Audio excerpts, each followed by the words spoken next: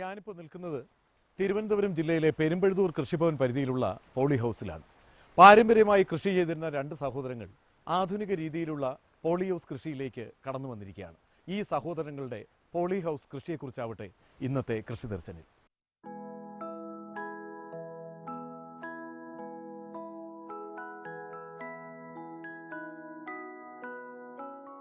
തിരുവനന്തപുരം ജില്ലയിൽ പുത്തൻ സാങ്കേതിക വിദ്യയോടെ പോളി ഹൗസിൽ കൃഷി ചെയ്യാൻ കൂടുതൽ കർഷകർ താൽപര്യം കാണിക്കുന്നു എന്നാണ് സമീപകാലത്തെ അനുഭവം.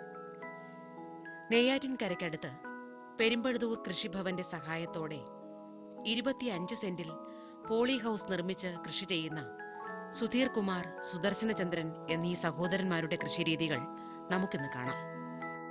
ഈ പഴയ കാലത്ത് താങ്കളുടെ ഓർമ്മയിൽ ഉള്ള ഈ പ്രദേശത്തെ കൃഷിയുടെ രീതികൾ എങ്ങനെയൊക്കെയായിരുന്നു? പഴയ കാലത്ത് ഞങ്ങൾ ചെറുപ്പത്തിലെ ഇതിൽ കൃഷിയായിരുന്നു. ഞാൻ 21 വയസ്സിലാണ് മിലിറ്ററിയിൽ പോയത്. അന്ന് മുമ്പേ മരിച്ചിനി, നെൽകൃഷി, വാഴ ഇതെല്ലാം ചെയ്യുമായിരുന്നു. രാവിലെ പോയി ഒരു കൂട്ട ചാണകം ചുമന്നുകൊണ്ട് പോയി വയലിലിട്ട്, അല്ലെങ്കിൽ മരിച്ചിനി കുഴി അവിടെ ഇട്ടിട്ട് ഒരു വരി മരിച്ചിനി എടുത്ത് തിരിച്ചു കൊണ്ടുവന്ന് അത് മുറിച്ചവച്ച് തിന്നിട്ട് വേണം സ്കൂളിൽ പോകുന്നതും ആ രീതിയായിരുന്നു അന്ന്. അപ്പോൾ താങ്കൾ മിലിറ്ററിയിലേക്ക് പോകുന്നതിന് മുമ്പ് യഥാർത്ഥത്തിൽ ഒരു കർഷകനായിരുന്നു. വയലെല്ലാം കിളയ്ക്കുമായിരുന്നു, എല്ലാ ജോലിയും ചെയ്യുമായിരുന്നു. ചെയ്യാതെ അച്ഛൻ വിടൂലായിരുന്നു. അപ്പോൾ അന്നത്തെ കൃഷി രീതികൾ താങ്കളുടെ ഓർമ്മയിലുണ്ട്, നല്ല രീതിയിൽ. അതിൽ നിന്ന് എന്ത് മാറ്റമാണ് ഇന്ന് ഈ നാട്ടിൽ വന്നിട്ടുള്ളത്? ഇന്നിപ്പം ആർക്കും കൃഷി ചെയ്യണമെന്നൊരു താല്പര്യം കുറവുണ്ട്. ഇപ്പം ഇന്ന് ഗവൺമെൻറ് പറഞ്ഞാലേ കൃഷി ചെയ്യാനുള്ള ആൾക്കാരുള്ളൂ. അല്ലാതെ ആരും അന്നത്തെ കാലത്ത് ഉപജീവനത്തിന് വേണ്ടി എല്ലാവരും അതിന് വേണ്ടി ഇപ്പം നമ്മൾ മരിച്ചിന് കൃഷി ചെയ്താലേ ആഹാരം കഴിക്കാനുള്ളൂ.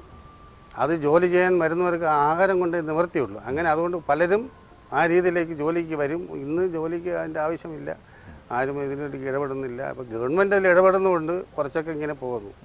ഇങ്ങനെ താങ്കളും സഹോദരനും കൂടെ ചേർന്നിട്ട് ഇപ്പോൾ ആധുനിക രീതിയിലുള്ള പോളി ഹൗസ് കൃഷി ഇവിടെ ആരംഭിച്ചിരിക്കുകയാണ്. അതെ. എത്ര കാലമായി ഇത് ആരംഭിച്ചിട്ട്?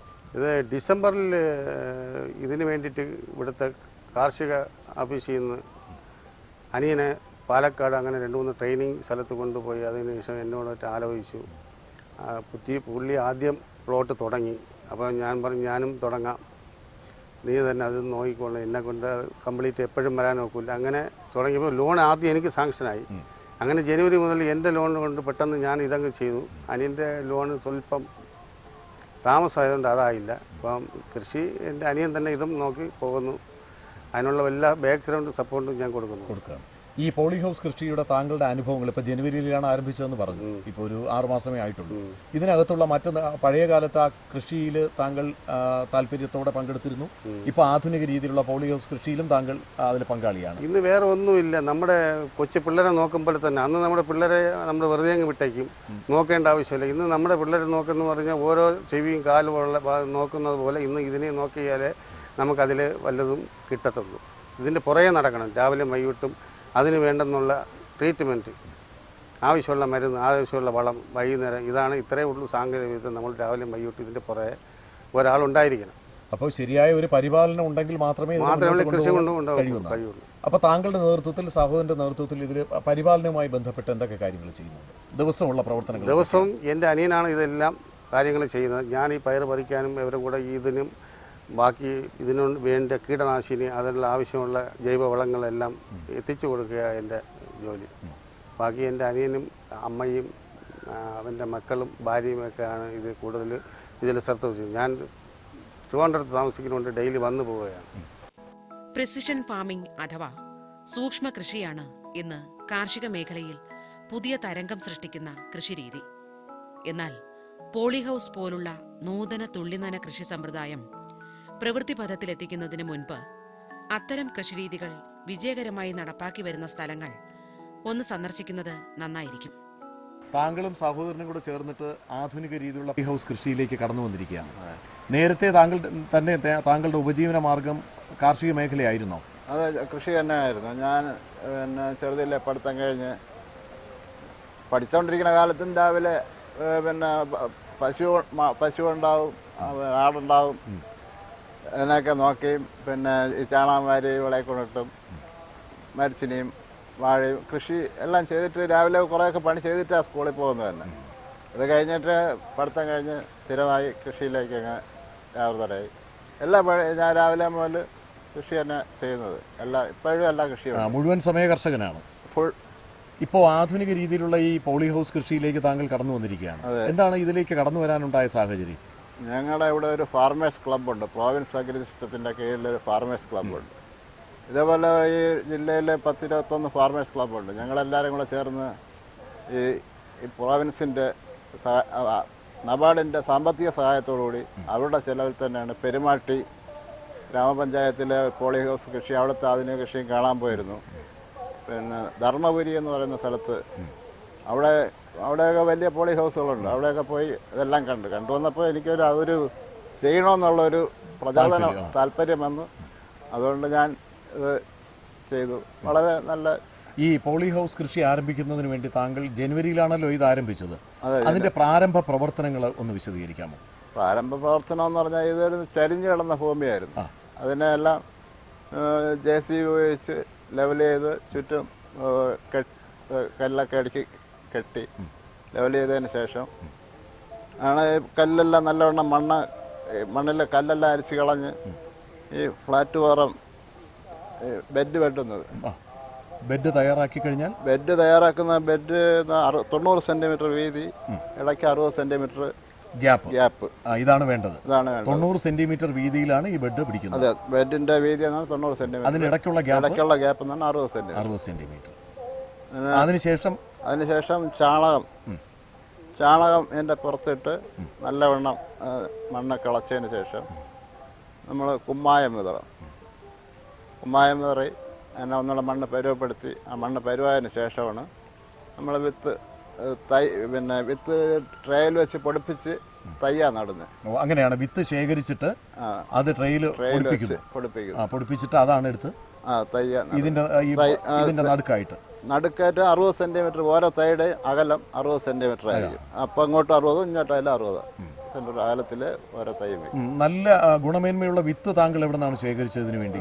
പ്രോവിൻസുകാർ തന്നെയാണ് നമുക്ക് വിത്ത് വരുത്തി തരുന്നത്. അത് വെളിയിൽ നിന്ന് വരുന്ന വിത്താണ്. ഈ പോളി ഹൗസ് നിർമ്മാണത്തിനും അവർ തന്നെയാണോ സഹായിക്കുന്നത്? തീർച്ചയായിട്ടും അവർ തന്നെയാണ് എൻ്റെ എല്ലാ പ്രവർത്തനം. അപ്പം നിർമ്മാണം മുതൽ വിത്ത് ശേഖരിച്ച് നൽകുന്നതും ഇതിന് ആദ്യം വിത്ത് ഇടുന്നതും എല്ലാ കാര്യങ്ങളിലും സഹായം ലഭിക്കുന്നുണ്ട്. എല്ലാ കാര്യങ്ങളും നട്ടതിന് ശേഷവും അവർ ആഴ്ച തോറും അവിടെ ഫീൽഡ് സ്റ്റാഫുകൾ ആരെങ്കിലുമൊക്കെ വന്ന് നമുക്ക് വേണ്ട എല്ലാം പറഞ്ഞു തരും, സഹായം ലഭിക്കുന്നു. ഇപ്പോൾ ഏതൊക്കെയാണ് ഇവിടെ വിത്തിട്ടിരിക്കുന്നത്? എന്തൊക്കെയാണ് കൃഷി? ഇപ്പോൾ പയറും തക്കാളിയാണ് ഇപ്പോൾ നട്ടേക്കുന്നത്. വിളവെടുപ്പിന്റെ ഘട്ടത്തിലാണല്ലോ. വിളവെടുപ്പ് തീരാറായി. അപ്പോൾ എത്ര കിലോ പയർ ഇവിടെ നിന്ന് ഇതുവരെ ലഭിച്ചിട്ടുണ്ട് താങ്കളുടെ ഏകദേശം ഒരു കണക്കിൽ? 850 കിലോ പയർ കൂടുതൽ വിറ്റിരിക്കുന്നതാണ് ശരിക്കും. ഇതിന്റെ വിപണനം എങ്ങനെയാണ്? ഈ 850 കിലോ പയർ നമുക്ക് ആവശ്യമില്ലല്ലോ. അതിന്റെ വിപണനം നാട്ടിൽ കൊടുക്കുകയാണോ അതേ മറ്റേ ഏതെങ്കിലും ഏജൻസികൾക്കാണോ? നാട്ടിൽ കുറേ കൊടുക്കുന്നുണ്ട്. ബാക്കി ഹോർട്ടികോർപ്പിന്റെ കടകളിൽ കൊടുക്കും. അവിടെ കൊടുക്കും, അല്ലെങ്കിൽ ചാലയിൽ കൊണ്ടുകൊടുക്കും. ഇപ്പം നിലവിൽ പയറിന് എത്ര കിലോ ആണ് വില? ഒരു കിലോയുടെ വില എത്രയാണ് നിലവിൽ? ഓരോ ദിവസവും 50 രൂപ മുതൽ 55 രൂപ വരെ എനിക്ക് ലഭിക്കുന്നു. കിലോയ്ക്ക് 50 മുതൽ 55 വരെയുള്ള വില ലഭിക്കുന്നു. അപ്പോൾ അതുകൊണ്ട് ഇതിനകത്ത് ഇതൊരു കൃഷി നഷ്ടമാണെന്ന് പറയാൻ കഴിയില്ല. ഇല്ല, കൃഷി ഒരിക്കലും നഷ്ടമല്ല. കൃഷി നമ്മൾ മണ്ണിനെ സ്നേഹിച്ചാൽ മണ്ണ് നമ്മുടെ സ്നേഹിക്കും. ഇപ്പോൾ ഇവിടെ എത്ര ഏരിയ ഉണ്ട് പോളി ഹൗസ്? ഇതിപ്പോൾ 25 സെന്റ്, 1000 സ്ക്വയർ ഫീറ്റ്. ഈ 1000 സ്ക്വയർ ഫീറ്റ് പോളി ഹൗസ് നിർമ്മിക്കുന്നതിന് താങ്കൾക്ക് എത്ര രൂപ ചിലവായി? പോളി ഹൗസ് നിർമ്മിക്കുന്നതിന് മാത്രം 10 ലക്ഷം രൂപ. ബാക്കി എല്ലാം ഈ ബെഡ്, ചാണകം, ഇതിൻ്റെ എല്ലാം കൂടെ 2 ലക്ഷം രൂപ. 2 ലക്ഷം രൂപ ആദ്യം. അപ്പോൾ 12 ലക്ഷം രൂപ മുടക്കിയാണ് ഈ 1000-ൽ പരം സ്ക്വയർ ഫീറ്റ് ഉള്ള ഈ പോളി ഹൗസ് നിർമ്മിച്ചിരിക്കുന്നത്. ഇതിന് സാമ്പത്തികമായ കാര്യങ്ങൾ എങ്ങനെയാണ് താങ്കൾ അറേഞ്ച് ചെയ്തത്? 10 ലക്ഷം രൂപ ബാങ്ക് ലോണുണ്ട്. 5 ലക്ഷം രൂപ 50% സബ്സിഡി ഉണ്ടാവും. പിന്നെ ബാക്കി ഉള്ളത് വീട്ടിലുള്ള പൈസ തന്നെയാണ്. അപ്പോൾ എത്ര തുക മുടക്കിയാലും അതിൽ 50% സബ്സിഡി ഉണ്ടാവും ബാങ്ക് ലോണിന്. അപ്പം നമ്മൾ കയ്യിൽ നിന്ന് മുടക്കുന്ന തുക നമുക്കൊരു 6 മാസം 1 വർഷം കൊണ്ട് തന്നെ ഈ വിളവെടുപ്പിലൂടെ നമുക്ക് തിരികെ വരികയും ചെയ്യും അല്ലേ? കയ്യിൽ നിന്ന് മുടക്കുന്നത് 1 കൊല്ലം കൊണ്ടൊക്കെ ആ പൈസ തിരികെ കിട്ടും. കൃഷിഭവനിൽ നിന്ന് എന്തൊക്കെ സഹായങ്ങൾ ലഭിക്കും? കൃഷിഭവനിൽ നിന്ന് അവർ നല്ല സപ്പോർട്ടാണ്. എന്താവശ്യമുണ്ടെങ്കിലും നമുക്ക് പുറമേയുള്ള എല്ലാ ആവശ്യങ്ങൾക്കും കൃഷി ഓഫീസർ കൂടെ ഉണ്ടാവും, ഒന്ന് സഹായിക്കുന്നുണ്ട്. ഇവിടെ വിളിച്ചാൽ വരും, എല്ലാം ചെയ്യും. ഈ പോളി ഹൗസ് കൃഷിയിലേക്ക് കടന്നു വരുന്ന സമയത്ത് താങ്കൾ കൃഷിഭവനുമായിട്ട് ആലോചിച്ചൊരു പ്ലാൻ തയ്യാറാക്കിയിട്ടാണോ ഇതിലേക്ക് കടന്നത്? അതെ, കൃഷിഭവനിൽ പറഞ്ഞ കൃഷി ഓഫീസർ തന്നെയാണ് എൻ്റെ സാങ്ഷനൊക്കെ വാങ്ങിച്ചു തന്നത്. അതിനൊരു നേതൃത്വം. അപ്പോൾ ഇത് ഇപ്പോൾ ജലസേചനം ഇതിനൊരു പ്രധാന ഘടകമാണല്ലോ കൃഷിയെ സംബന്ധിച്ച്. ഈ പോളി ഹൗസ് കൃഷിയിലെ ജലസേചന സൗകര്യങ്ങൾ അല്ലെങ്കിൽ അതിനുവേണ്ടി നമ്മൾ ഏത് തരത്തിലാണ് ഈ വെള്ളം ഇതിലേക്ക് ചെടികളുടെ മൂട്ടിലേക്ക് എത്തിക്കുന്നത്? ജലസേചനം ട്രിപ്പ് വഴിയാണ് നമ്മൾ വെള്ളം കൊടുക്കുന്നത്. സാധാരണ നമ്മൾ കോരി ഒഴിക്കണമെങ്കിൽ ഒരുപാട് വെള്ളം ഒഴിക്കുന്നത് ഇത് വളരെ കുറച്ച് വെള്ളം മതിയാവും. ഇത്രയും ഒരു 1000 ലിറ്റർ വെള്ളം ഉണ്ടെങ്കിൽ ഇത്രയും ചെടിക്ക് നനയ്ക്കാം. ഒരു ദിവസം അരമണിക്കൂർ നമ്മൾ മോട്ടർ വെച്ച് അടിച്ചു കഴിഞ്ഞാൽ ഈ ചെടിയുടെ എല്ലാം ആവശ്യത്തിൽ കൂടുതൽ വെള്ളം കൊടുക്കാറില്ല. കണക്കിനുള്ള വെള്ളം വളവും അതുവഴി തന്നെയാണ് കൊടുക്കുന്നത്. ഡെയിലി വളം കൊടുക്കണം. ഡെയിലി കുറച്ച് അതിൻ്റെ ആവശ്യത്തിന് മാത്രമുള്ള വെള്ളത്തിൽ കൂടെ ഈ ട്രിപ്പിൽ കൂടെ കൊടുക്കും. കാലാവസ്ഥാ വ്യതിയാനവും കീടങ്ങളുടെ ആക്രമണവും ചെറുത്തു നിൽക്കാൻ കഴിയുന്ന പോളി ഹൗസുകളുടെ നിർമ്മാണവും അതിൽ വളർത്തുന്ന കൃഷിവിളകളുടെ പരിപാലനവും വളരെ ശ്രദ്ധാപൂർവം ചെയ്യേണ്ടതുണ്ട്. ഇപ്പോൾ പോളി ഹൗസ് രീതിയിലുള്ള ഈ പെരുമ്പഴൂർ കൃഷിഭവനിലെ ആദ്യത്തെ ഒരു കൃഷി സ്ഥലത്താണ് നമ്മൾ നിൽക്കുന്നത്. ഇവരെ പ്രൊമോട്ട് ചെയ്യുന്നതിന് ഈ ആധുനിക സാങ്കേതിക വിദ്യകളോടുകൂടിയ പോളി ഹൗസ് കൃഷിയെ പ്രൊമോട്ട് ചെയ്യുന്നതിന് എന്തൊക്കെ സാമ്പത്തിക സഹായങ്ങളും എന്തൊക്കെ മാർഗനിർദ്ദേശങ്ങളും ഇവർക്ക് നൽകുന്നുണ്ട്? മാർഗനിർദ്ദേശങ്ങളെന്ന് പറഞ്ഞാൽ ഇവർക്ക് സബ്സിഡി തന്നെ 1 സ്ക്വയർ മീറ്ററിന് 467 രൂപ 50 പൈസ. അപ്പോൾ 1000 സ്ക്വയർ മീറ്ററിനാണെങ്കിൽ 4,67,500 രൂപയാണ് ഇവർക്ക് സബ്സിഡി. ഇപ്പോൾ ഇവർ 1008 സ്ക്വയർ മീറ്റർ എന്തോ ചെയ്യണമുണ്ട്. പിന്നെ ബാക്കി സാങ്കേതിക വിദ്യകളെല്ലാം ഇതിൻ്റെ ഹൈടെക്കിൻ്റെ അതിൽ അവരെല്ലാം നിർദ്ദേശങ്ങൾ കൊടുക്കണമുണ്ട്. പിന്നെ ഞങ്ങൾ വന്ന് നോക്കും. പിന്നെ ഈ നിർദ്ദേശങ്ങൾ അവരുമായിട്ട് കോൺടാക്ട് ചെയ്യണമുണ്ട്. ഇപ്പോൾ അവർ കുഴൽ കിണറിനെന്തോ ഒരു ഇത് കൊടുത്തിട്ടുണ്ട്. അപ്പോൾ അതിൻ്റെ എത്ര ലിറ്റർ വെള്ളം വേണമെന്ന് അല്ലേ അങ്ങനെ എന്തോ കൊടുത്തിട്ടുണ്ട്. പെരുമ്പഴൂർ കൃഷിഭവൻ പരിധിയിൽ മറ്റേതെങ്കിലും കർഷകർ ഈ പോളി ഹൗസ് കൃഷിയിലേക്ക് വരാൻ താല്പര്യം കാണിക്കുന്നുണ്ട്? അപ്പോൾ ഇതിൽ നിന്ന് പ്രചോദനം ഉൾക്കൊണ്ടിട്ടാണ്. പിന്നെ അവർ കാർഷിക വികസന സമിതി അംഗങ്ങൾ ഇനി വരാനിരിക്കുന്നുണ്ട്. പിന്നെ ആത്മയിലെ ഏതോ 2-3 പിള്ളേർ വരണുണ്ട്. അപ്പോൾ എല്ലാവർക്കും ഭയങ്കര ഈ കാർഷിക വികസന സമിതിക്കാർക്ക് എല്ലാവർക്കും ഒരു താല്പര്യമുള്ള ഒരു കൃഷിയാണ് ഹൈടെക്. അപ്പോൾ എന്തായാലും കൂടുതൽ കർഷകർ ഇതിലേക്ക് ഭാവിയിൽ കടന്നു വരുമെന്നുള്ള ഉറപ്പാണ്. 1000 സ്ക്വയർ മീറ്ററിൽ നിർമ്മിക്കുന്ന ഒരു പോളി ഹൗസിന് ഏതാണ്ട് 8 ലക്ഷം രൂപയ്ക്ക് മേൽ ചെലവ് വരുന്നതായിട്ടാണ് കണക്കാക്കുന്നത്. എന്നാൽ ഇരട്ടിയിൽ കൂടുതൽ വിളവ് ലഭിക്കുമെന്നതും ജൈവരീതിയിൽ കീടബാധയില്ലാതെ കൃഷി ചെയ്യാമെന്നതുമാണ് ഈ കൃഷിയുടെ നേട്ടം. പോളി ഹൗസ് നിർമ്മാണവുമായി ബന്ധപ്പെട്ട് നിങ്ങൾ സമീപിക്കുന്ന ആളുകൾക്ക്, കർഷകർക്ക് എന്തൊക്കെയാണ് നിങ്ങളുടെ പ്രവർത്തനങ്ങൾ?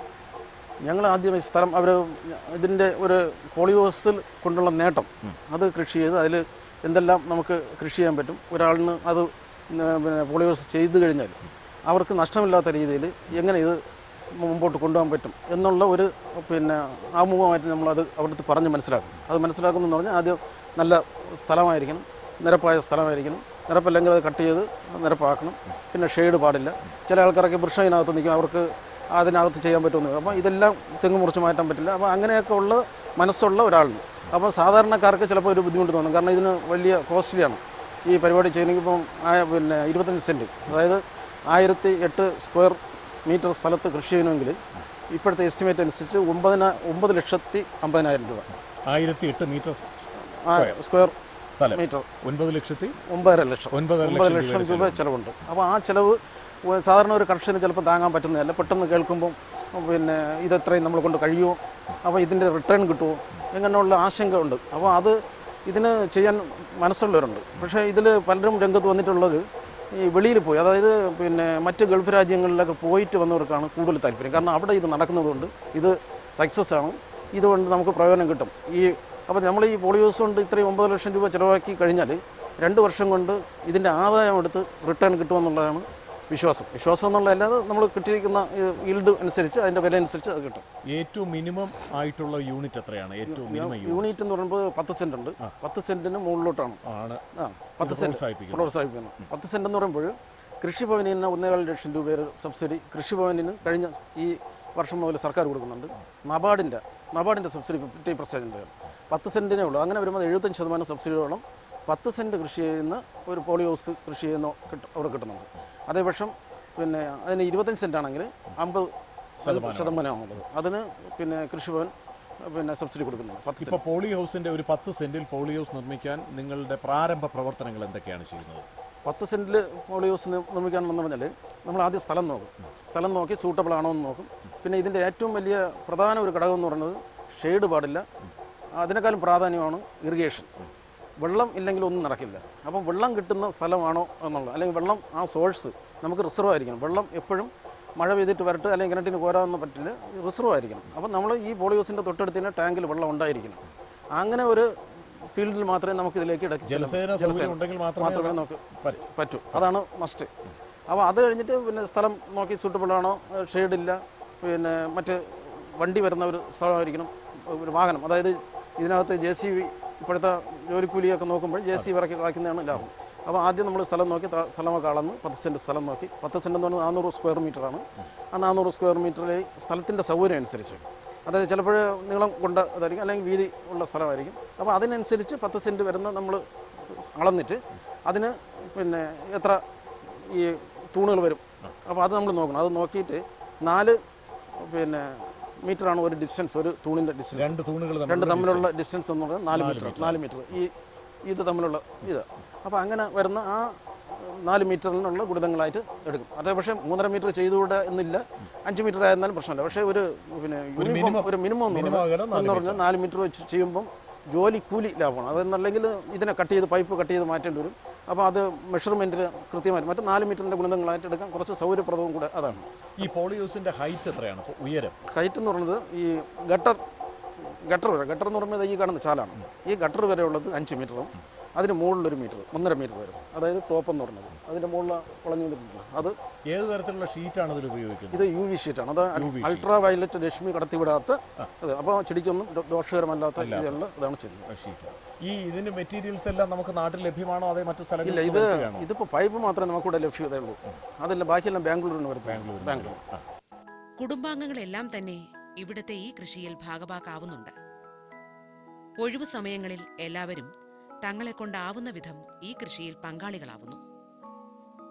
നെൽകൃഷിയും പച്ചക്കറി കൃഷിയും ഉൾപ്പെടെയുള്ള പാരമ്പര്യ കൃഷിരീതികൾ പരിശീലിച്ചു പോന്ന സുധീർ കുമാറിന്റെയും സുദർശനചന്ദ്രന്റെയും 80 വയസ്സ് പിന്നിട്ട അമ്മ ഈ പുത്തൻ കൃഷിരീതിയെ പ്രോത്സാഹിപ്പിച്ചുകൊണ്ട് മക്കൾക്കൊപ്പം നിൽക്കുന്നു. അമ്മയുടെ 2 മക്കളൂടെ ചേർന്നിട്ട് ഈ ആധുനിക രീതിയിലുള്ള പോളി കൃഷി ഇപ്പോൾ നടത്തുന്നുണ്ട്. അമ്മ എന്തൊക്കെ സഹായങ്ങൾ അവർക്ക് ചെയ്തു കൊടുക്കുന്നുണ്ട്? എന്നെ കൊണ്ട് കഴിയുന്ന സഹായങ്ങളൊക്കെ ചെയ്തു കൊടുക്കുന്നുണ്ട്.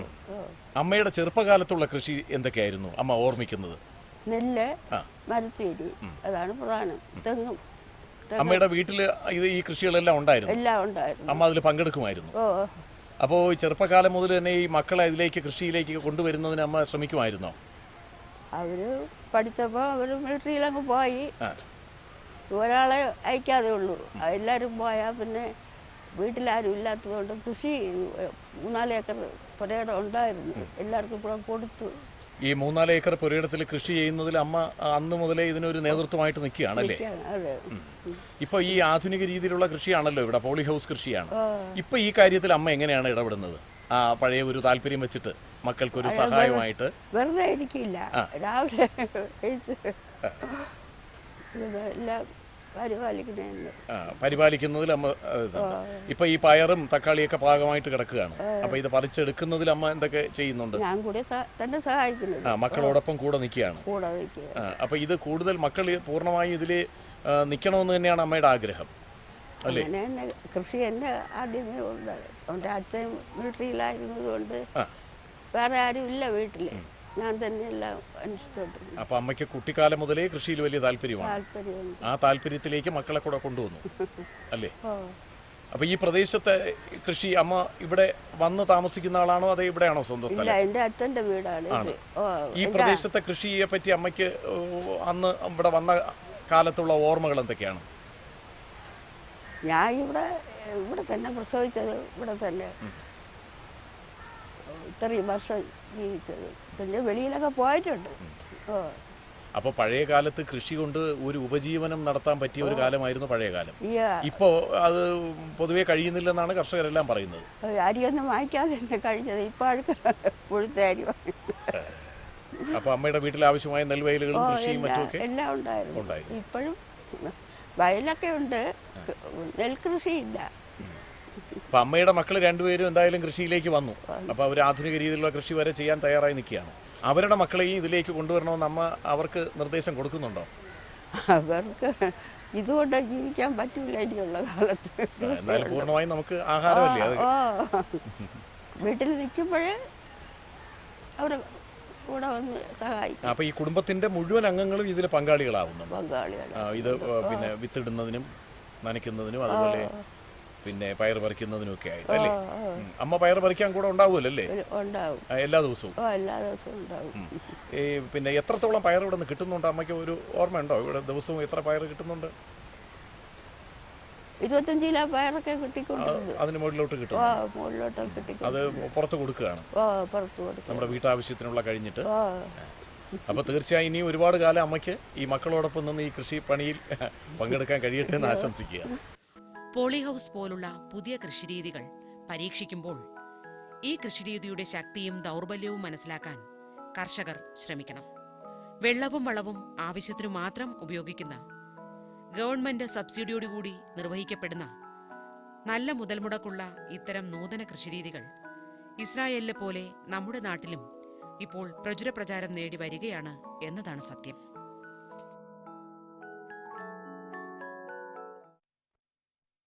ഇതാ വേറെന്തെങ്കിലും മതി. ഇതെന്താ ചേട്ടാ, ഇത്ര കുറച്ച് രാസവളം മതിയോ? കൃഷിപ്പണി വിടുവാണോ?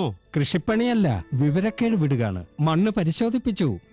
ഇനി മുതലാളി എത്ര വളം വേണോ അത്രയും മാത്രമേ വയലിലിടൂ. കർഷക സഹോദരരെ, ഇന്ന് തന്നെ ജില്ലയിൽ അടുത്തുള്ള ഭൂമി പരീക്ഷണ ലബോറട്ടറിയിൽ തീർച്ചയായും മണ്ണ് പരിശോധിപ്പിക്കുക. മണ്ണിൽ പോഷകതത്വങ്ങളും ഈർപ്പവും ചെടിയുടെ വളർച്ചയും കണക്കിലെടുത്ത് ആവശ്യത്തിന് മാത്രം പോഷകതത്വം ചേർക്കുക. പിന്നെ മണ്ണിൽ സൾഫർ, സിങ്ക്, ബോറോൺ പോലുള്ള സൂക്ഷ്മ പോഷകങ്ങൾ ഉണ്ടോ എന്ന് നോക്കാനും മറക്കരുത്. രാസവളത്തിന്റെയും ജൈവവളത്തിന്റെയും ശരിയായ ഉപയോഗം വഴി ഭൂമിയുടെ വളക്കൂറ് നിലനിർത്തൂ, ഉൽപാദനം വർദ്ധിപ്പിക്കൂ, ചെലവ് കുറയ്ക്കൂ, വിലപ്പെട്ട വിദേശ നാണ്യം ലാഭിക്കാനും സഹായിക്കൂ. മന്ദഗതിയിൽ നൈട്രജൻ പുറത്തുവിടുന്ന രാസവളങ്ങൾക്ക് വേപ്പിൻ പിണ്ണാക്ക് കലർന്ന യൂറിയ പോലുള്ളവയ്ക്ക് മുൻഗണന നൽകൂ. പിന്നെ ഇലകളിൽ യൂറിയ തളിക്കുക. അല്ല, ചേട്ടൻ ശരിക്കും ബുദ്ധിശാലിയായല്ലോ. കൂടുതൽ വിവരങ്ങൾക്ക് ബന്ധപ്പെടുക ജില്ലാ കൃഷി ഓഫീസർ അല്ലെങ്കിൽ കിസാൻ കോൾ സെന്റർ. അമ്മേ, ചോറ് വിളമ്പമ്മേ. ഒന്ന് ക്ഷമിക്കും മോളെ, ഇതുവരെയും പരിപ്പ് വെന്തിട്ടില്ല. വിഷമിക്കാതിരിക്കും പൊന്നുന്റെ അമ്മേ, ഇത്തവണ നമ്മുടെ പരിപ്പ് ശരിക്കും വെന്തോളും. എന്ന് വെച്ചാലോ? ഇത്തവണ NFSM കീഴിൽ പരിപ്പിന്റെ ഉൽപാദനം വർദ്ധിപ്പിക്കുന്നതിന്റെ രീതികൾ കാണിക്കുന്നതിന് വേണ്ടി രാജ്യത്ത് 1000 മേഖലകൾ തെരഞ്ഞെടുത്തിട്ടുണ്ട്. അതിൽ നമ്മുടെ പ്രദേശവും ഉൾപ്പെടുന്നു. ഇതുകൊണ്ട് നമുക്ക് എന്താ ഗുണം? നമുക്ക് നമ്മുടെ 5 ഏക്കർ പാടത്തിന് വളവും കീടനാശിനിയും കൂടാതെ മേൽത്തരം വിത്തിന്റെ മിനി കിറ്റും ലഭിക്കുമെന്നേ. പക്ഷേ ഇത്രയും പരിപ്പ് കൊണ്ട് നമ്മൾ എന്ത് ചെയ്യാനാ? എന്റെ ഭാര്യയെ, ഇപ്പോ സർക്കാർ പയർവർഗ്ഗങ്ങളുടെ താങ്ങുവിലയും നന്നായി വർദ്ധിപ്പിച്ചിട്ടുണ്ട്. കൂടാതെ ഇത് വാങ്ങുവാൻ വേണ്ട എല്ലാ ഏർപ്പാടുകളും ചെയ്തിരിക്കുന്നു. ഇതുമൂലം നമ്മുടെ വരുമാനം വർദ്ധിക്കില്ലേ? പിന്നെ നമ്മുടെ മോള് നല്ല സ്കൂളിൽ പോയി ഒരു വലിയ കൃഷിശാസ്ത്രജ്ഞയാകില്ലേ? സുഗന്ധത്തിന്റെ ചാമരം വീശി സ്വാദിന്റെ അലകൾ ഉയർത്തി പുരോഗതിയുടെ പാതയൊരുക്കി പുഞ്ചിരി പൂഞ്ചിറക് വിടർത്തി നാടാകെ പച്ചപ്പ് ചാർത്തി വ്യവസായങ്ങൾക്ക് അവസരമൊരുക്കി പൂന്തേൻ മാധുര്യം പരത്തി ആഹ്ലാദത്തിന്റെ തിരകൾ ഉയർത്തി NHM ഹോർട്ടിക്കൾച്ചർ മിഷൻ. ഞങ്ങളുടെ ആഗ്രഹം, നിങ്ങളുടെ മന്ദഹാസം.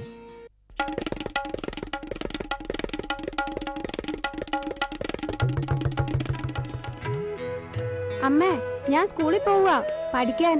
സ്കൂളിലോ? കല്യാണം കഴിച്ചു വരുമ്പോ പറഞ്ഞിരുന്നല്ലോ നീ പഠിപ്പുള്ളവളാണെന്ന്. എന്റെ അമ്മേ, ഫാം സ്കൂളിലേക്കാ പോകുന്നത്. കൃഷിയുടെ പുതിയ പുതിയ കാര്യങ്ങൾ പഠിക്കാൻ എന്റെ കൂടെ വന്നോളൂ അമ്മേ. ഫാം സ്കൂൾ ഇവിടെ പാടത്ത് വിളകൾ വർദ്ധിപ്പിക്കാനുള്ള എല്ലാ കാര്യങ്ങളും കർഷകർക്ക് പഠിപ്പിച്ചു കൊടുക്കുന്നു. അതായത് മണ്ണിന്റെ അടിസ്ഥാനത്തിൽ ശരിയായ വളം, മേൽത്തരം വിത്ത്, പിന്നെ ആവശ്യാനുസരണം കീടനാശിനി. അതായത് കുറഞ്ഞ ചിലവിൽ അധിക ലാഭം.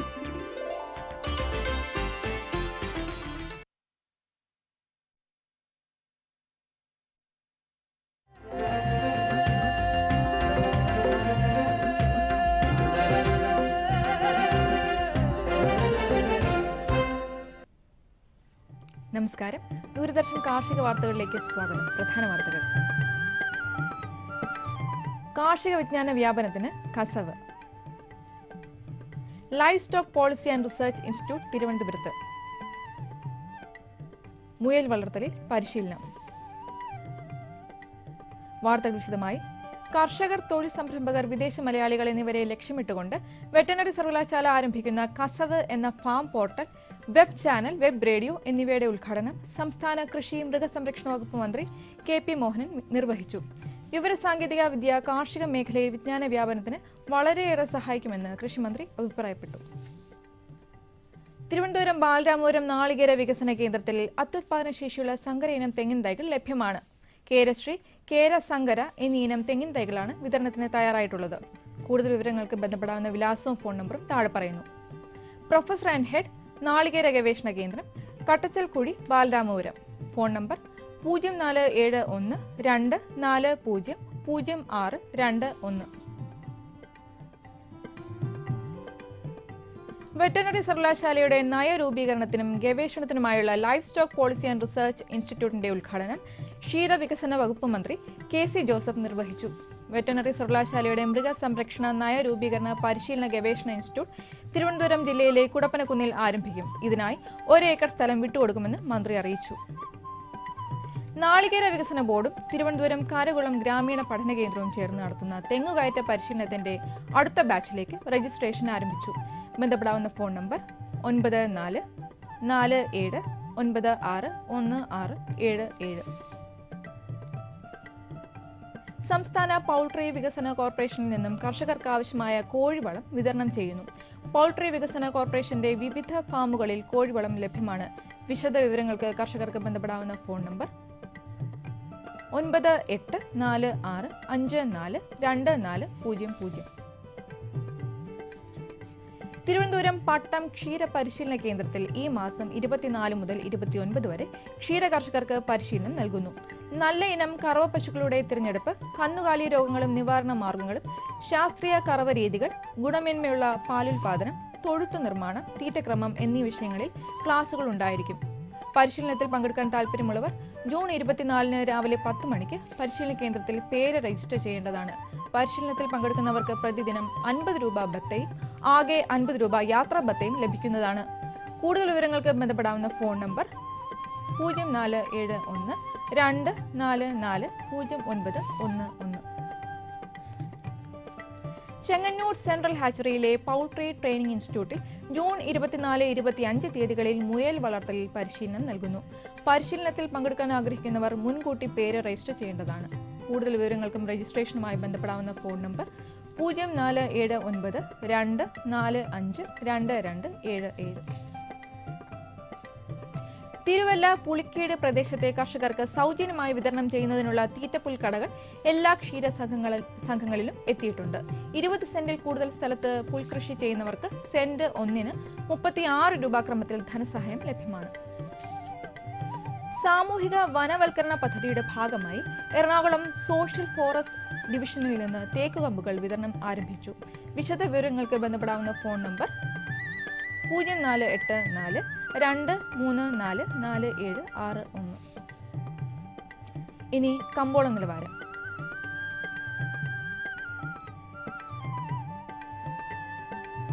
റബ്ബർ RSS 4 കിൻഡലിന് 17,550 രൂപ, റബ്ബർ RSS 5 17,000 രൂപ, വെളിച്ചെണ്ണ 6,950 രൂപ, കൊപ്ര കിൻഡലിന് 4,825 രൂപ, കുരുമുളക് 34,800 രൂപ, ജാതിക്ക തൊണ്ടോട് കൂടിയത് കിലോയ്ക്ക് 250 രൂപ, ജാതിക്ക തൊണ്ടില്ലാതെ 425 രൂപ. കമ്പോള അവലോകനം. കുരുമുളക് വിപണി കൊച്ചിയിൽ ഗാർബിൾഡ് കുരുമുളക് കിൻഡലിന് 35,800 രൂപ, അൺഗാർബിൾഡ് കുരുമുളക് 34,300 രൂപ. കുരുമുളക് വിപണി കൽപ്പറ്റയിൽ ചേട്ടൻ കുരുമുളക് കിൻഡലിന് 33,500 രൂപ, വയനാടൻ കുരുമുളക് 34,000 രൂപ. കൊപ്ര വിപണി കോഴിക്കോട് കിൻഡലിന് 4,475 രൂപ, തളിപ്പറമ്പ് 4,300 രൂപ, കാസർഗോഡ് 4,000 രൂപ. വെളിച്ചെണ്ണ വിപണി കണ്ണൂർ കിൻഡലിന് 7,000 രൂപ, കോട്ടയം 7,400 രൂപ, ആലപ്പുഴ 6,850 രൂപ. കാലാവസ്ഥ. കണ്ണൂർ കൂടിയ താപനില 25 ഡിഗ്രി സെൽഷ്യസ്, കുറഞ്ഞ താപനില 22.6 ഡിഗ്രി സെൽഷ്യസ്. കോഴിക്കോട് 25.3, 22.7, കൊച്ചി 27.6, 21.4, ആലപ്പുഴ 25.4, 22.6, പുനലൂർ 27.4, 22.6, തിരുവനന്തപുരം കൂടിയ താപനില 25.7 ഡിഗ്രി സെൽഷ്യസ്, കുറഞ്ഞ താപനില 23 ഡിഗ്രി സെൽഷ്യസ്. കാർഷിക വാർത്തകൾ സമാപിച്ചു. നമസ്കാരം.